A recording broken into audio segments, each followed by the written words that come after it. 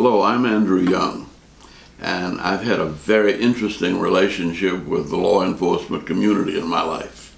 I started off in the Deep South, where the relationships could have been very tenuous, but I was always taught to respect the law enforcement officers, and I remember being taught by my father to always address the officers politely, and if you saw a name badge, address them by name.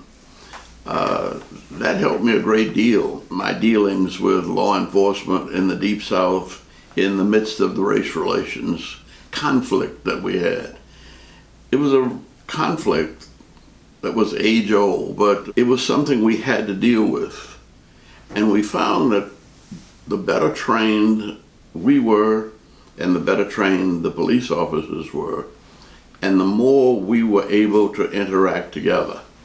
I remember being in a demonstration where the sanitation workers were on strike, and we were on strike with them, and they sent the police to come to get us. Well, I'm sitting on the ground waiting for the garbage trucks to come out, and the police come, and as they start, I said, "Excuse me, officer, can I just say a word?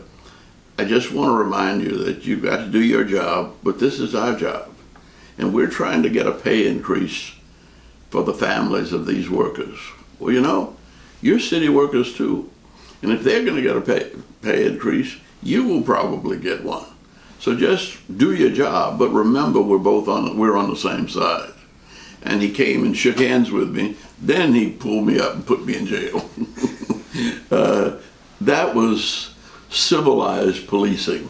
So I've always been fascinated by the relationship between law enforcement and the community.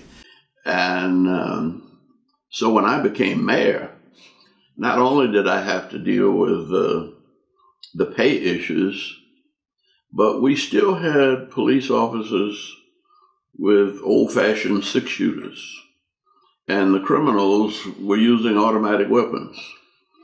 So as nonviolent as I am and don't want to believe in guns, somebody's got to have adequate preparation to be able to take on the kinds of weapons that the criminals were bringing.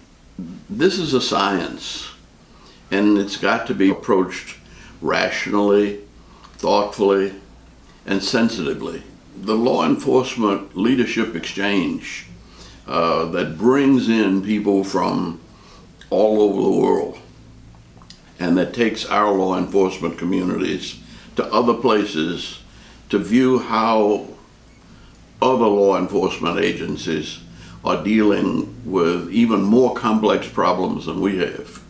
My role model is the way Nelson Mandela made the policeman in Robben Island a part of his family. And my friends who were in jail with him at Robben Island ended up referring to Robben Island and their 10-year sentences as Nelson Mandela University, because they all got leadership training with the police and with the so-called liberation movement, working together.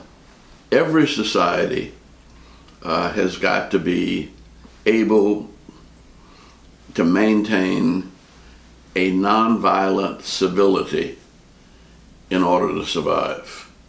That's not easy. We have a responsibility to develop a science of civility that allows us to live together as brothers and sisters, lest we perish together as fools. That's what the Georgia Leadership Exchange does around the world. We learn from each other, and hopefully we're developing new forms of communication and development and understanding.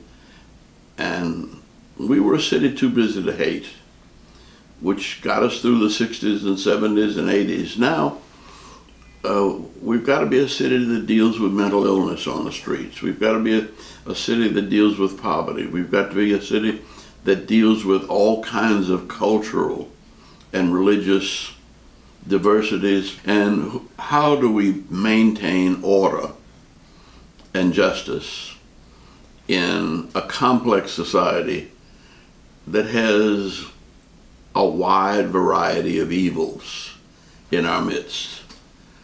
That's why we need wise, civil, enlightened peacekeeping between families, between nations, between races, creeds, and classes. And I'm grateful that Georgia State University is active in leading not only Atlanta and Georgia, but hopefully the world